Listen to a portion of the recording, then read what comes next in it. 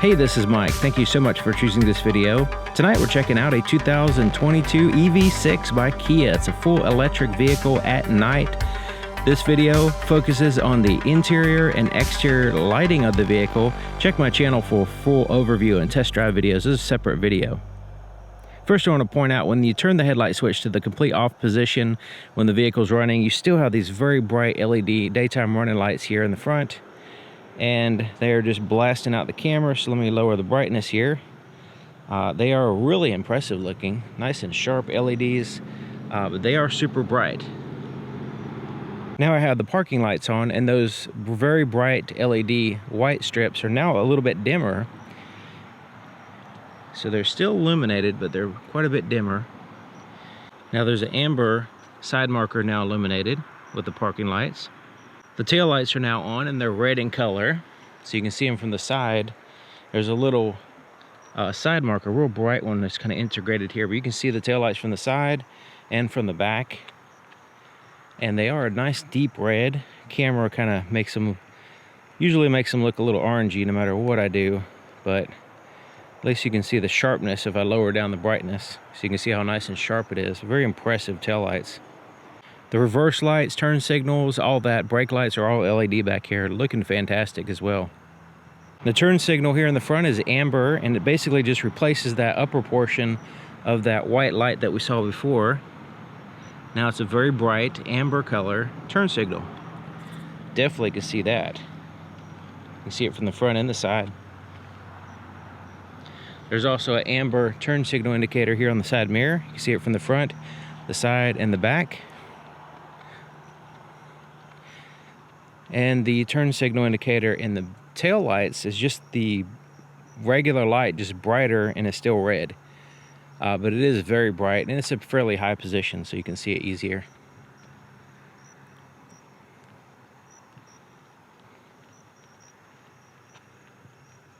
So right here, when you have the headlight switched to the off position, you can see there's quite a bit of light on the ground right there.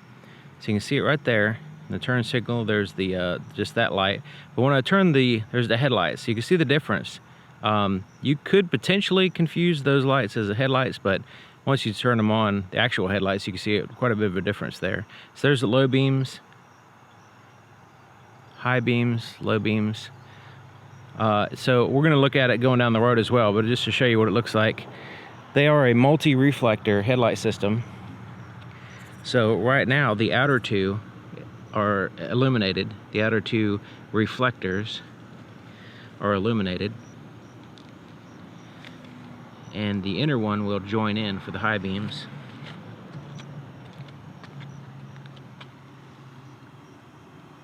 You can see there's a clear cutoff here. Now we have the high beams on, and it's basically just an additional reflector light here that adds to the other two. So now you got three on each side. You see that one's aiming at a higher position there. So as I dip down, the inner one, let me get a little bit further away, that inner one will shine on the camera, and as I dip down, all of them will basically shine on the camera. So that's the complete set of three for the high beams. Cargo light is kind of pretty much lacking. There's only one light here on the left side right there. It is an LED, but you'll notice how much I have this box here. You'll notice how much dark shadows are on this side now because of that one. Since there's only one light, anything you put back here is going to cast shadows to the right. So if this box is all the way to the left, it would just cast a shadow throughout the entire cargo area. So if it had one on the other side, it would be better. At very least one that you can turn on or off manually when you need it. That would help. Now these tag lights do a good job of illuminating around the vehicle. So if those were kind of like turned inward or had like a little reflector, so when you open the door, open the hatch, they aim into the cargo area, that would be pretty cool. Now there is a backlit button right here for lowering the power lift gate. The inside of the back door, basically just one light right here. The rest of the door is dark. That one is for the power window. There's no lights for a puddle light or anything like that, pocket lights. Now the interior lights here in the back, they're right there in the center, 2 LEDs, which are nice. They're you just tap those little lights and they turn on. And they're nice and bright, especially with this light interior. They look really good. They seem to do a really good job of illuminating this whole area right here. Even in the floorboard, black floor, still can see in there pretty good. So the brightness really helps out here with this interior light in the back. The front door, you do have backlit buttons. So all the buttons here are backlit, as well as these right here. But the pockets are dark. There's no puddle light or anything like that. And the interior lights here are there in the center, and once again they're pretty bright, not as bright as the back. The back ones seem brighter. These seem to do a good job there in the seat area, but there's some compartments that are completely dark, and I'll show you that when we get in here. There's a few disappointments, but we'll see that in a second. I'm sitting in the driver's seat and I have the door open. The interior lights are on, so you can see what it looks like here.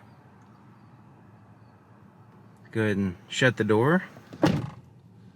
You see we're left with some backlit buttons here. Here on the steering wheel, there's backlit buttons. So lift the steering wheel here. On the door there, mostly dark. You just see the buttons there. There's the screen, gauge screen. And then there's the main screen. Climate control / radio controls there. There's some buttons for the heated and cooled seats, the start button, the shifter, all that good stuff. Now, you notice there's a lot of dark spots. Center console here is dark. Let me turn on the interior light so you can see what I'm talking about. This is completely dark. So without the interior light on, you can't see anything. Same thing with the cup holders. Lots of areas here. Even the space under here, even with the interior lights on, you can't really see under there. So let me try to turn the brightness really high on the camera. There. So now maybe you can see under there, and there's some backlit buttons there as well for the USB and stuff. But the floorboard is completely dark. That compartment under here, I'm surprised there's no light here. But that's the way it is.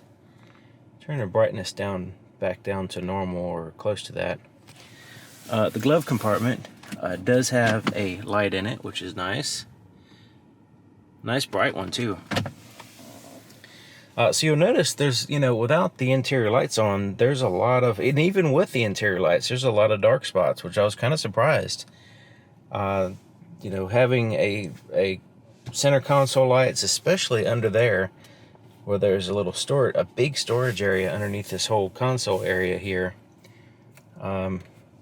That's surprising. At least some kind of light under there. It doesn't have to be very bright, as long as you just like a very dim light. Same thing with the floorboard. It's not a necessity in the floorboard, but definitely in this area here, in this center compartment. Maybe even pockets in the door.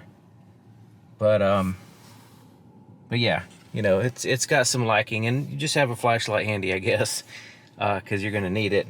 Now there is a little light right here that turns on when you put your cell phone there, and it starts charging. There's a little indicator light right there, which looks pretty nice. Nice soft bar, that's just cool. Let's put it in reverse so we can see the camera here. So the reverse camera kind of brightens it up quite a bit. You can see some grain in the camera itself, so it's basically showing that it's maximizing the brightness there. And yeah, you can see around the vehicle pretty good. There is some parking lot lights, but even there where there's a shadow, that's like the darkest spot right there.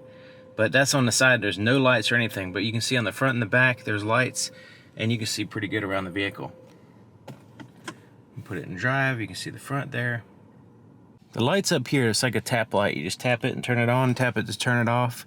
You can turn on all the interior lights with that button, and then this button is to turn off the if you don't want the lights to turn on with the doors, you can turn that feature on or off. But these LEDs are quite bright. The visors have a very bright LED light there for the mirrors, It's like super bright, so it kind of mess up your night vision maybe, but that's something to consider. But it has a manual switch to turn them on or off, so you have to kind of find that in the dark. But you can feel it for it and find it. And if you accidentally leave it on, when you flip this up, it hits the switch and turns it off. So back here, there is a, let me kind of cover that up a little bit. So you can see this little button right here to turn on the interior lights. Hopefully you can see that right there. That button is to turn on the interior lights. It's not illuminated, so you kind of have to turn this on to find it, but it's just one of those things where you should illuminate the button that helps you turn on the lights, because the only reason why you're going to turn on the interior lights is because it's dark. And if it's dark, you can't see the button. So it doesn't make much sense to me. All right, you see that light there on the fence? That's the low beams. There's the high beams. So there's a clear cutoff there. You can see high beams and low beams. All right, so we have the automatic high beams turned on, so we'll be able to tell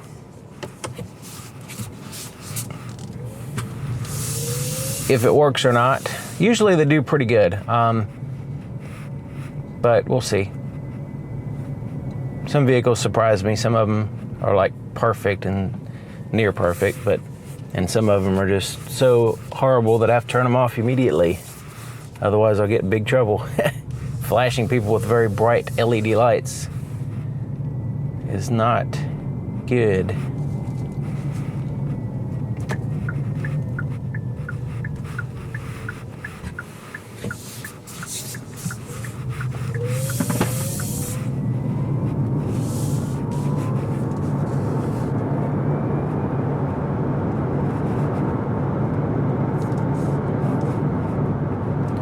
Okay, so there's the high beams turned on, even though there's a car up there. It is quite a ways away, but still.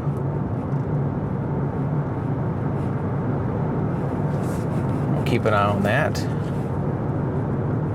All right, so on the oncoming lane, the cutoff is slightly lower. That's pretty typical with vehicles, to avoid with the bumps and the different ups and downs of the road. Keep from less likely anyway to blind other drivers.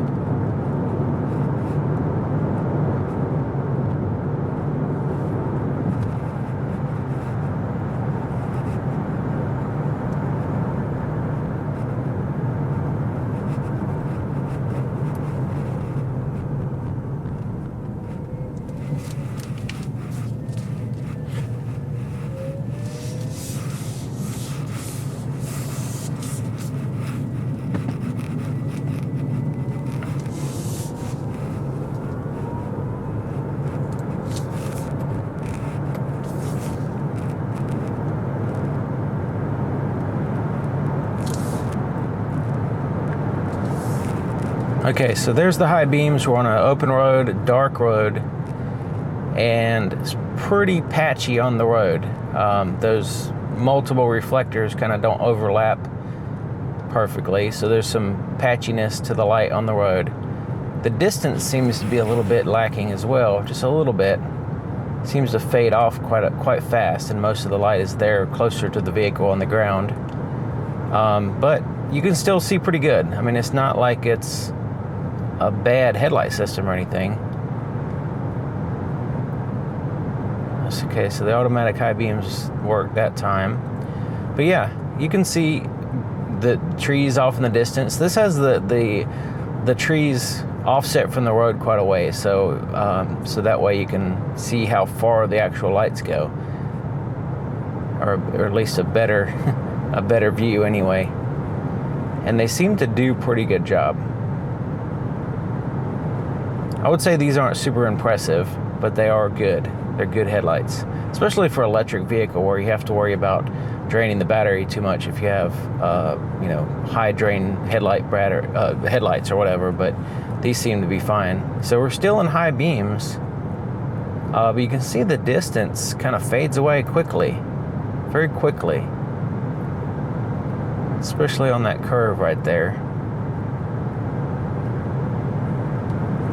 So the distance is seems to be a little bit of a... Right there you can see okay. I guess it just depends on the curves in the road and the ups and downs. But I wouldn't say I'm disappointed with the headlights. I'm just not really super impressed or anything. They're adequate.